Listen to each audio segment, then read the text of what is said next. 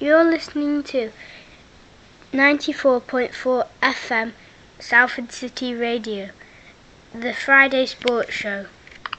You're listening to 94.4 FM Salford City Radio, the Friday Sports Show. With your host, Jimmy Petruzzi, bringing you news from around the world and the local area. We bring Salford to the world and the world to Salford. We're very fortunate in this show. We've interviewed some of the world's best athletes, sports people, footballers, people who work in sport across a broad range of disciplines, sports psychologists, you name it, they've been on the show. We also have a segment speaking to some of the world's most influential people in the field of psychology and related fields who've given some really fascinating insight to their take into mental health and other areas.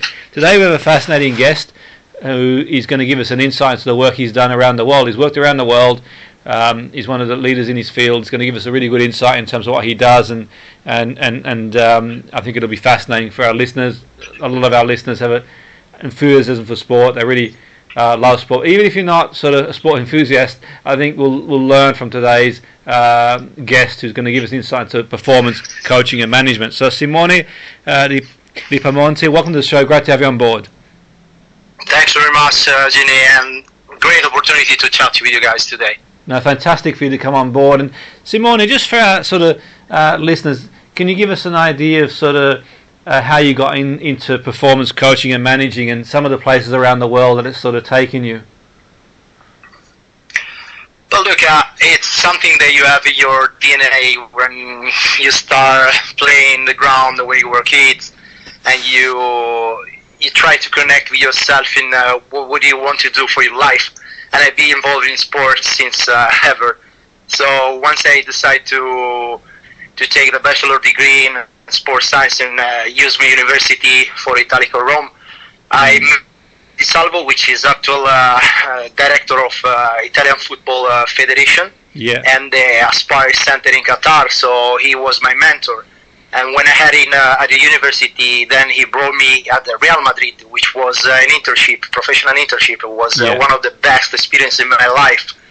And then from I decided this is my job, this is what I want to do for my life, be an impact for the athletes. So give them the opportunity to improve themselves and try to perform at their best, optimize performance and recovery from injury and prevent injuries, which was one of my focus area.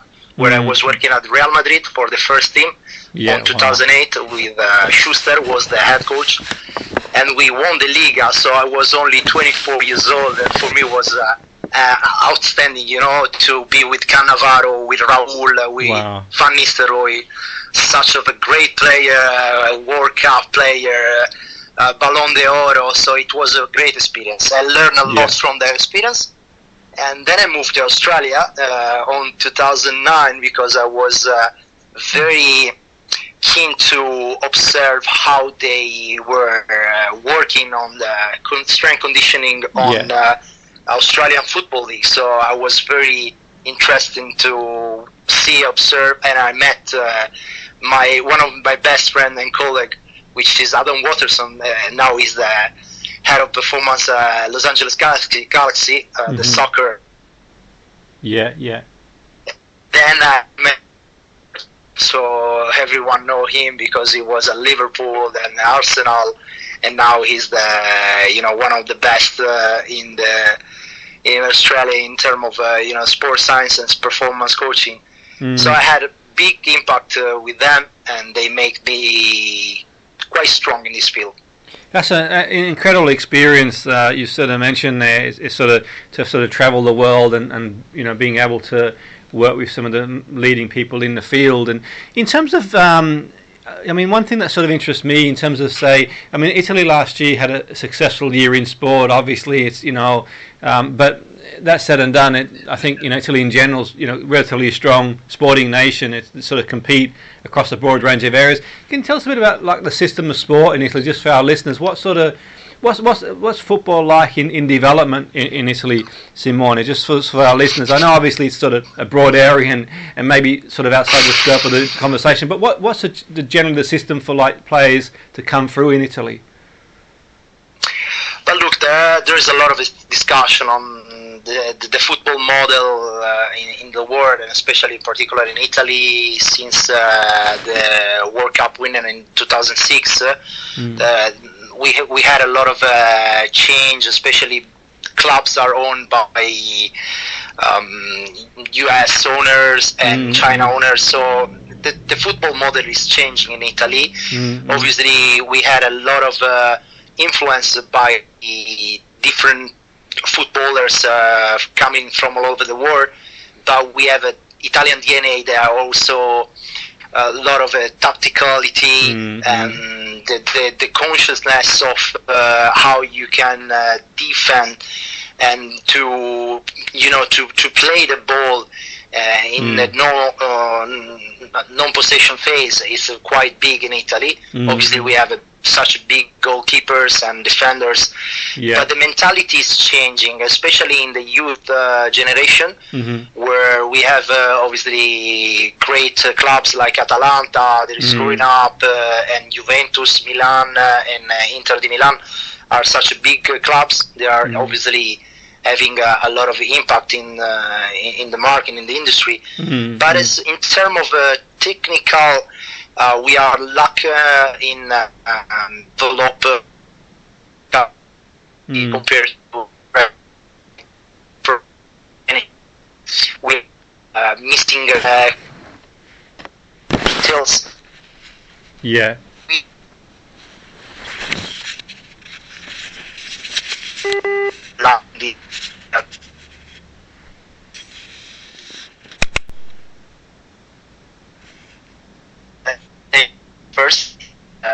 First team, but as a youth club, you wanted to develop good footballers, create the impact in the other leagues, especially if you have a talented player you wanted to sell in the market.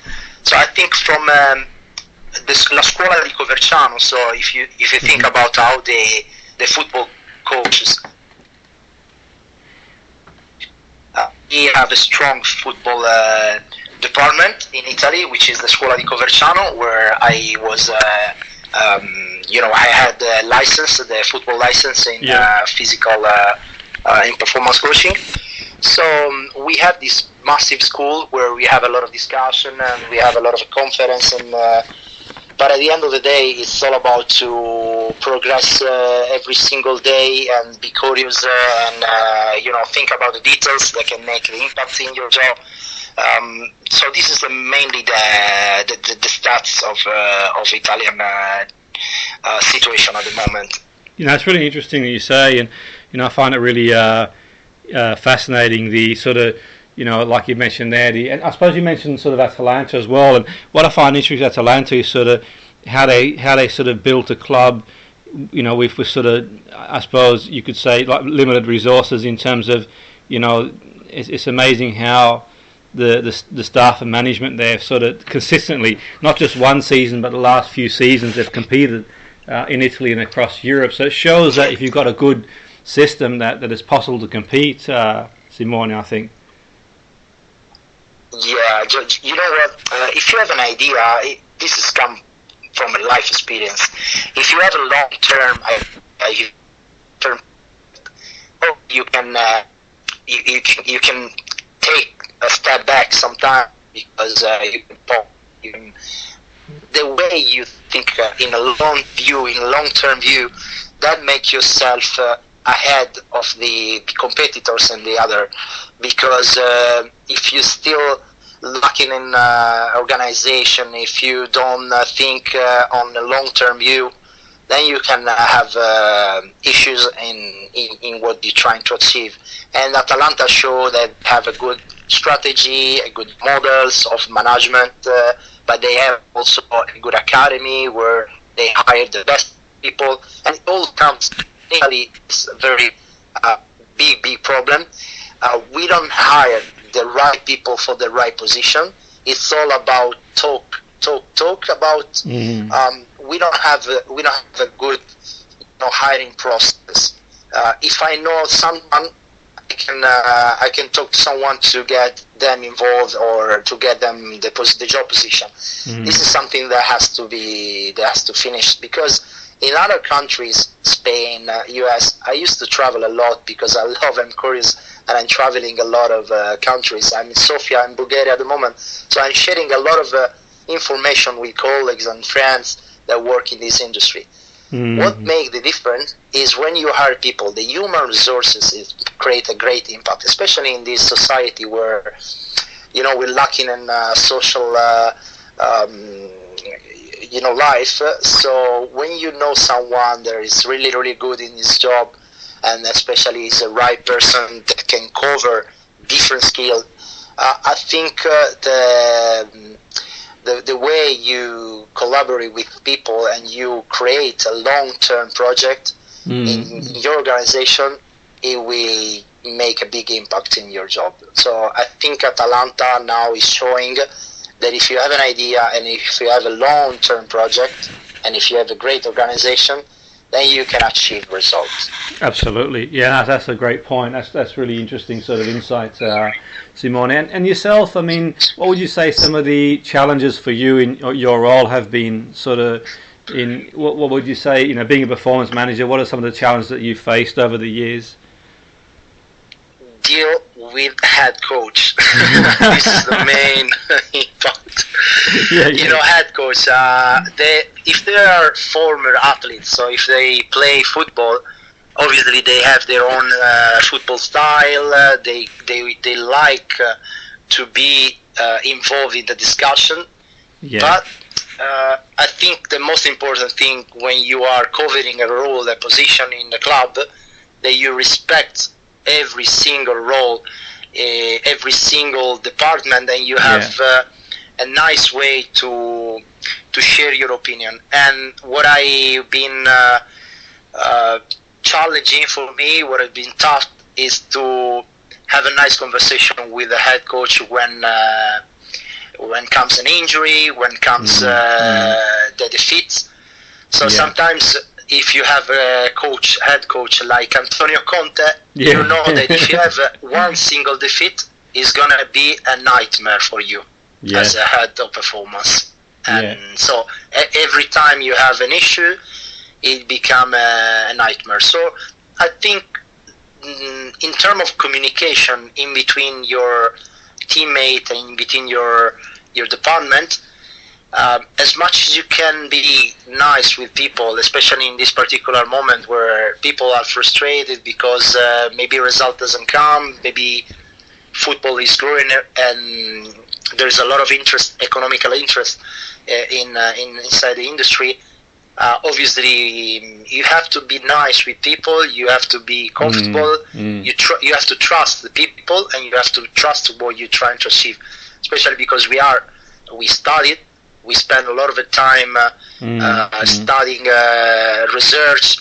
So we trying to share evidence based in practice. Absolutely. So you have to trust. You have to trust the science. You have to trust the sports science and the data. And when comes a problem, when comes an injury or comes a defeat, you have to trust the people that work for you, and that's the most challenging area where I have to deal with. That's a great point, and certainly for sort of anyone listening, sort of making their way in the field, that's a really important point. Sort of keep doing the right things, and sort of keep having sort of faith that things will work out, and that's the nature of sport, I suppose, Simone. You can't always win. It's just the way it is, and teams change, they go through cycles, and I suppose all you can do is keep doing the right things, and it's very competitive. All the other teams have got very, very, everyone sort of these days has got all these systems in place for the most part, and it's not easy. But in terms of yourself, what about your heart? You mentioned sort of Real Madrid, the experience there. Are there sort of any highlights that stick to mind? I mean, I suppose it's going to be hard to beat that experience at Real Madrid, but generally speaking for you, what would you say some of your highlights in your career has been so far, Simone? Well, obviously, when you win a Liga in front of 80,000 people and you have one of the best teams in your life, and you experience in the dressing room what is for a top athlete to win a title. I think this is something that everyone in the sports sector has to live in their life, because at the end of it, you're exposed to so many challenges when you apply for this job. But we're living for the titles. We're living for that. So every time you can lift up a trophy, it's kind of reflects what you are sacrificing in your life, because we have to understand that obviously after the university then you start your career, but you are missing a big part of your life. You are having travel, having a lot of it with your clubs, and you spend so much time in your hotels, and you have games every 3 days. So you and your wife, kids, same time you're living for it, and win an opportunity to lift up the trophy and to see your athlete, your team do success. This is the most important things, and I think everyone live for that. So this was at Real Madrid when we lift up the Liga. I remember, I was only 24 years old, but for me it was like a starting point where I want to do that again. Absolutely. I suppose having achieved that at 24 years of age and experienced that, in one sense, it kind of sets the bar. It raises the bar, Simone. Did you find after that, in terms of your own career, how did you sort of? Was that like one of the reasons why you've travelled abroad and looked at different things to maybe get new ideas and sort of, how did that have an effect on your career at that age, 24 years of age, the biggest club in the world, you could argue, win the biggest prize in club football? I suppose where to from there? How does that impact your sort of career at that age? It's been tough, to be honest, because when I was talking with Walter Di Salvo at the end of my professional internship on June 2008, I was talking to him, and I was quite 100% convinced that he was, to give me a job position in the club. And he said, now you had this experience, you have to have your own experience and try to work as much as you can in different clubs, try to earn your experience. And I think was the right choice for me, even if I was upset and I was a bit of unhappy of the decision of Walter Di Salvo, but I think was the right decision for me, because then I moved to Australia and I came back to my homeland, which is Sardinia. It is a small land in the Mediterranean Sea, which there is a Serie A club called Cagliari, and I was working at a Cagliari club for one season. Then we've been sacked because the owner was crazy and we had so many issues at the club. And I moved to UA when I had a great experience in the UA League with Walter Zang, which was one of the most famous goalkeeper on the 19th. We played for a national team, and he played for Inter de Milan. So I had a big experience, and I thought to myself, I want to live abroad. I want to have an impact in football somewhere overseas. So I started looking at different clubs and different seas, and I decided to move to Australia, where I had an opportunity to work with Melbourne Heart, and then now it's named Melbourne City. So I think for me, travel has been one of the best choice of my life, and I always think that if I have to choose a club, I think has to be outside of Italy, but not because I don't want to work in Italy, just because I think when you work for such a big club like Real Madrid, you have the standard that you have are very high. And now for me it's difficult to accept average. For me is only high level of standard elite clubs that can really challenge and take advantage for the professional internship. So if I can say something for the young generation and the sports scientists, they have to think about to travel, to have exchange student, to try to experience as much as they can abroad. And at the same time to try to to raise up the level of their experience. And because there are so many clubs that are hiring quality professionals, but at the same times you have to be ready for the challenges, because if you wanted to have an impact on your career, you have to study a lot, you have to share your knowledge with people.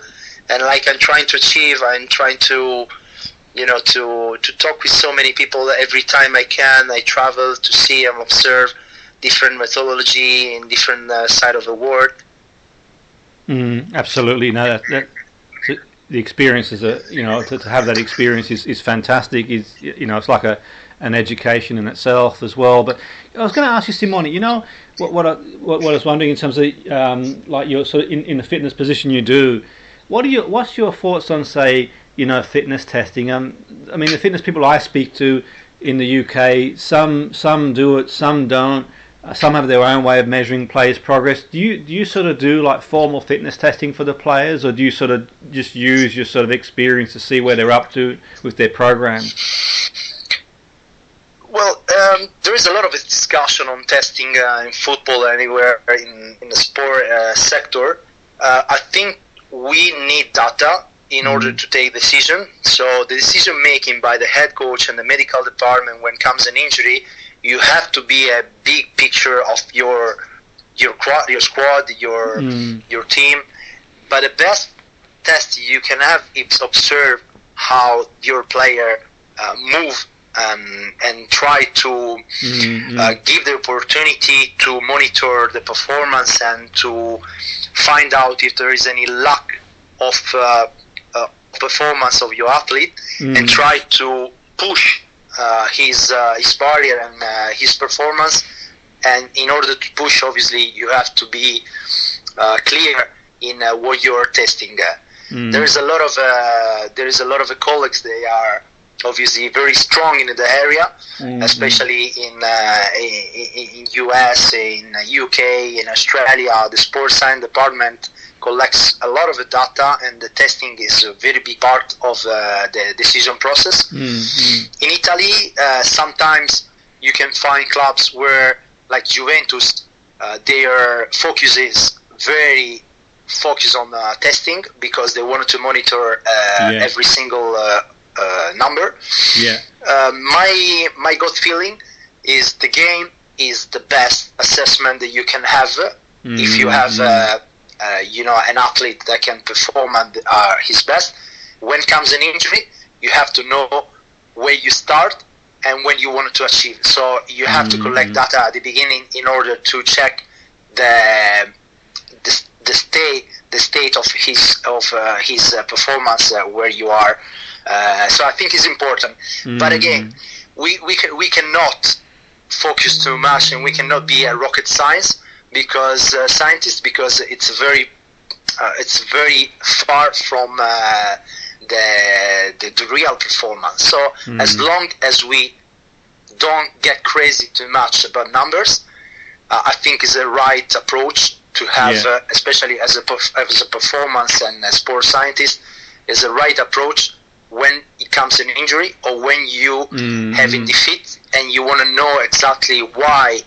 And when comes a question from obviously the technical department, your head coach was saying before, and your medical department, or when it comes maybe a transfer market and you wanted to sell an athlete, you have to know his stats, and you have to know as much as you can why he's performing well or why he's not performing at all.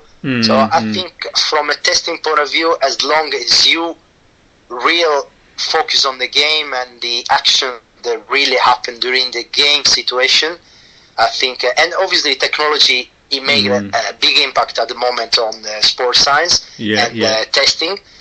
I think there's a lot of a company, the sector, the industry is very competitive at the moment because the technology that implemented in the sector. So yeah, I think we are in a good moment.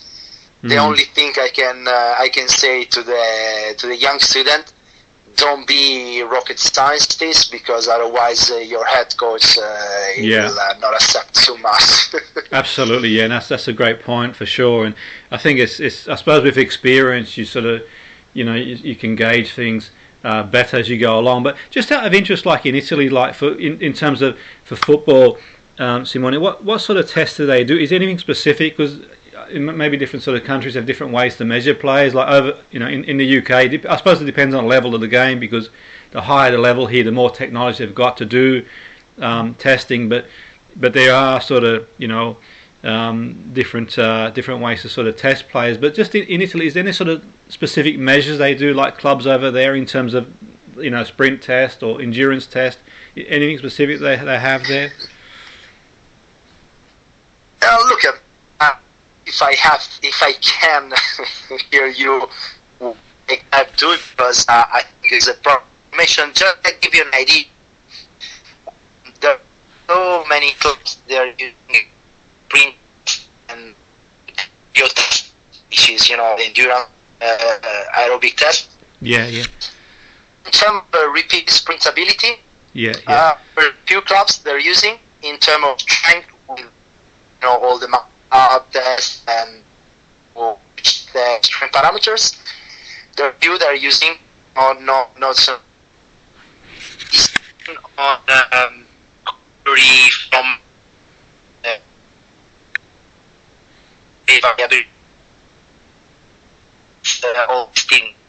Few clubs are using stamp test, which I mentioned, for your repeated sprint, sprint test, all these things. Forward. So what's your vision going forward, Simone? Obviously, you've achieved a lot in the game. You've travelled the world. Still a lot of years left in your career, no doubt. But sort of, what's your vision? No doubt you've got sort of goals you keep to yourself. But what's generally your vision going forward in the game now? But from a sports science point of view, obviously, with the GPS stats, I think it's changed a lot, and video analysis. I think you have a lot of data and numbers. I think you can have a big impact on the game. A lot of the head coaches are understanding all these numbers and data. In terms of a performance analysis, now there's a nice sharing of numbers between the departments, and I think the game is changing, not only from technical point of view. Obviously the football model and the football is changing, but from a performance point of view, now we know every single action from a biomechanical, physiological point of view, technical point of view, with a video analysis. So from my own, I think as a performance coach, the best thing you can do now is to try to make sure that your athlete is recovering in a proper way from every game, and get ready for the next challenge. If you play 2 games in a week, you have to focus on recovery strategies and prevent injuries. So comes a lot of physical assessment, and try to restore and sleep quality, monitoring, all these kind of tools that can help you to restore energy and get ready for the challenge. So I think in terms of readiness is something that there's a lack of assessment. There's a lot of discussion on sleep quality, especially because with the use of mobile phone now, especially athletes, they're traveling a lot and they are too much absorbed on mobile phone light, especially during night. They don't the rest. They traveling from international windows, for example, when they play with national team, and they have to travel from South America to Europe, for example. There's a jet lag, and there's a lot of discussion on that. And when they come to the hotel, they spend so much time on their mobile phone, so they're distracted from the sleep quality point of view. So I think there is a lack of information that we can still have to try to support athletes from emotional point of view, to recover emotionally from the game. And this is where comes the sports psychology, because then is a big impact how you create your mindset leading into a new game, and Absolutely. you restore your energy, put your calm down your body, and then you restore your energy to try to challenge again. This makes sense. Absolutely, and that's a great point. That's really sort of interesting stuff for sure, and so some really great points there, Simone, you've made there. These things can be adapted for players of all levels in terms of refocusing and getting their mindset in the right place, and sleeping being a big part in recovery. So yeah, absolutely, I think it's some great stuff. But I'm sort of really thankful for you to join us on the show. It's been fascinating for me speaking to you. No doubt the listeners have really enjoyed to hear your perspective, as to hear someone's perspective who's sort of worked at the places you have, and having sort of traveled the world. It's been fascinating so much. So I really want to thank you for coming on board the show. It's been fascinating speaking to you. So that was Simone Di Piemonte, performance manager, coach, who's you heard where he's worked and his experience. So it's been really kind of him to join us on the show and share some of his experience and knowledge and insights on Salva City Radio 94.4 FM with your host Jimmy Petruzzi, the Friday Sports Show. So you're listening to Salva City Radio 94.4 FM, your host Jimmy Petruzzi, the Friday Sports Show, bringing you news from the local area and around the world. And we've had a fascinating conversation with our guest Simone, who talked about the importance of sports psychology. So who better to speak to about sports psychology than our next guest, who's worked closely with Simone, Manolo Cottati, who's a sports psychologist and psychotherapist. Manolo, welcome to the show. Great to have you on board. Hi, good morning to all. Yeah, fantastic. Manolo, just sort of for our listeners, can you give us an idea, an insight into what you do? What does it involve? What's sort of your role at the moment?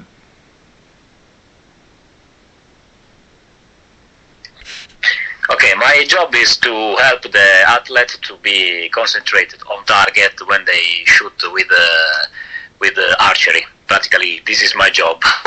To help the team and to work with athletes when they go to the international competition.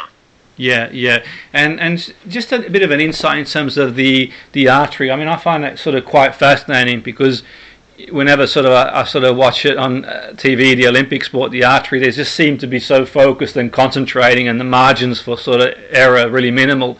What do you? I know this a broad area, and to explain what you do, but what generally does a sports psychologist do with an athlete like that? What's the main area that you'd work with someone in archery? Okay, my job is to help athletes to focus themselves to themselves and not to the target. A good archery know that the arrow, if you shoot the arrow in the same way, the arrow go in the same place. Yeah. And so my job is to help them to focus not to the target, but to their body, to their skills. Mm-hmm. So it's like the process, like focus on the process. And in terms of sort of your own sort of experience, I mean, you've sort of mentioned there that you've worked outside in other areas too. Are there sort of transferable skills in other sports that's like, I can imagine the precision in archery is sort of really, really concise, but are these sort of skills adaptable to other sports as well, like football? Yeah, sure. The skills, the psychological skills are always the same, I think. And archery is a metaphor. Is a metaphor for all the sport, I think, because it's the same thing. The problem is that an athlete have to focus him. I try in Italian. Yeah. I try in Italian. Okay, it's okay. Yeah. No, yeah. Okay. Yeah. That is more difficult for me. Yeah. L'aspetto centrale è che l'arco diventa una metafora, perché di fatto il problema dello sportivo dal punto di vista mentale è che a un certo punto pensa di valere ciò che fa come risultato, e quindi in realtà è una metafora di come la focalizzazione mentale sia sul processo e non sul risultato. So basically what he's saying is the thinking process behind the right result that you have when you have with the archery and you have your target is the thinking process behind rather than having then the result. So what he's saying is the metaphor by using this archery model, they can be applied in every sport, because if you think too much on the result, then you lose the thinking process behind how you get this result in the negative and positive way, because it can happen that you get the negative result, but the thinking process that you've done is correct. So sometimes you can have the negative result again, but this can be in less important, and in different sport can happen the same. In football, if you think when you made a mistake with a penalty kick, that we see so many penalty kick, like Leo Messi in the last game against Real Madrid.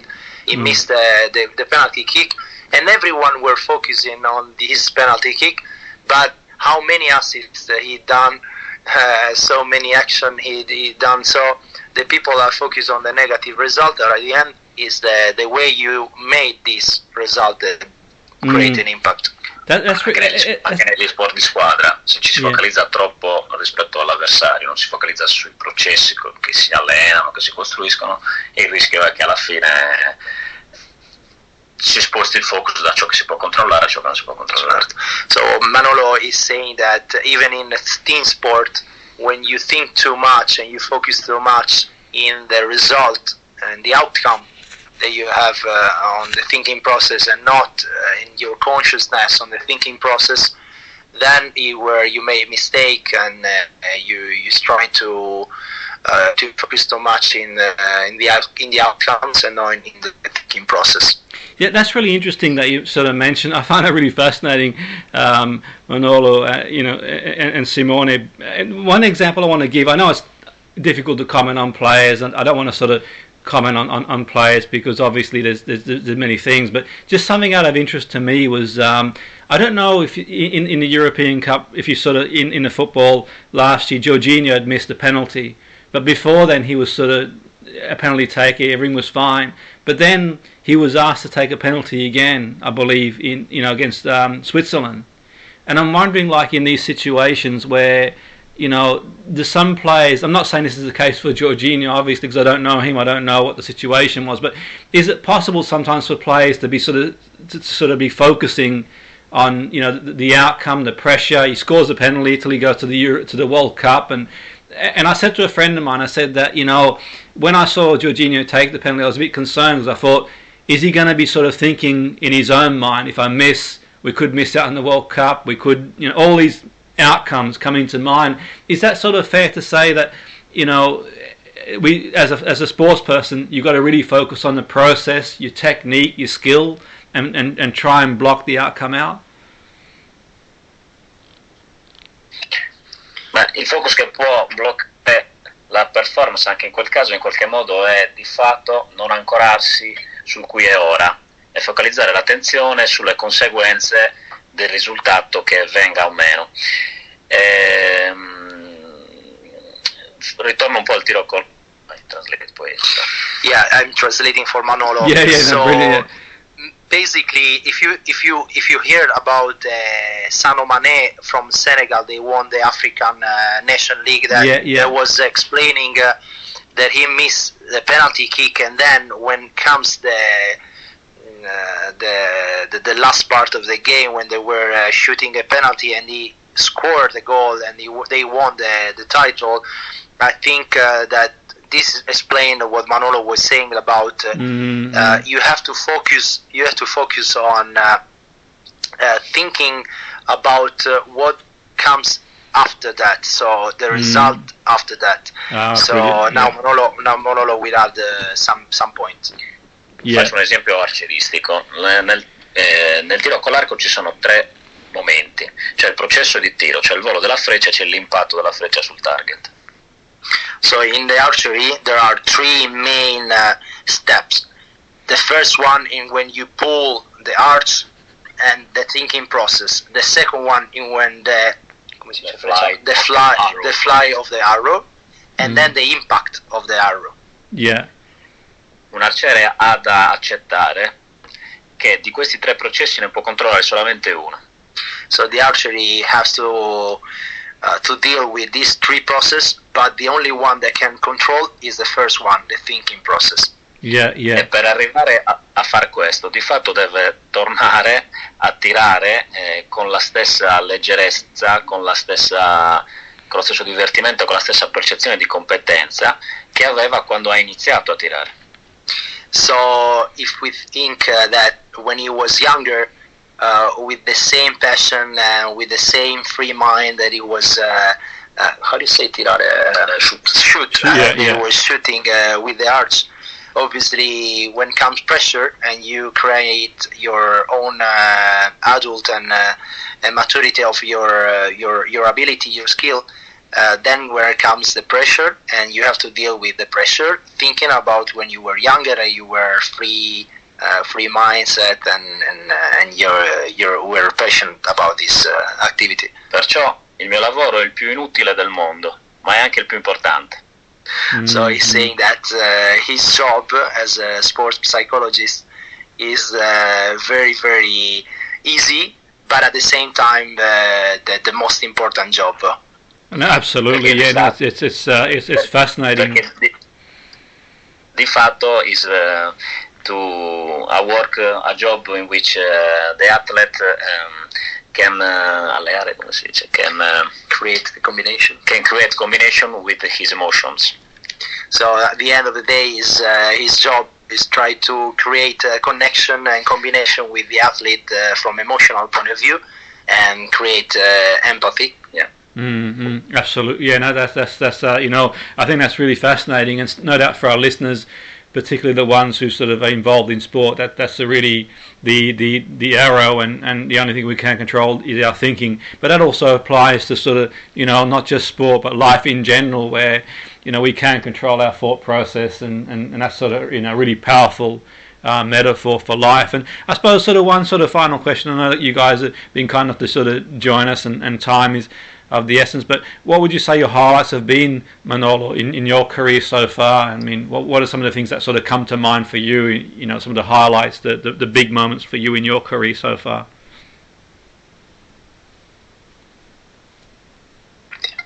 Le cose più belle che ho vissuto. My highlights, I think that if I think to this year, for example, in Tokyo, we won 2 Olympic medals. The first female Olympic medal of Italian archery history, and a silver medal with Mauro Nespoli. I think that these are my highlights of this year, because these medals represent the job of 4 years, of not just my job but a team job. So I think this. Yeah, that's fantastic, and it would have been no doubt a great experience for sure, and I no doubt for yourself there'll be sort of many highlights to come. But I really want to thank you, Manolo, for coming on board and on the show and speaking to us, and Simone for sort of translating, and obviously our listeners. I suppose some of them may be able to speak Italian. I can sort of get by in Italian a little bit, but it's been kind enough of you to sort of translate, because I think some of the insights you gave are invaluable really for any sports person, or even just people in general in sort of life who want to sort of get a bit of insight in terms of metaphorically. We can't control a lot of things, but our thought process is one thing that we can do. But thanks, guys, for coming on board the show. That was sort of Manolo Cottardi, who Simone kindly brought on board the show. We were quite fortunate to have him on the show today on the Friday Sports Show with your host, Jimmy Petruzzi, bringing news from the local area and around the world.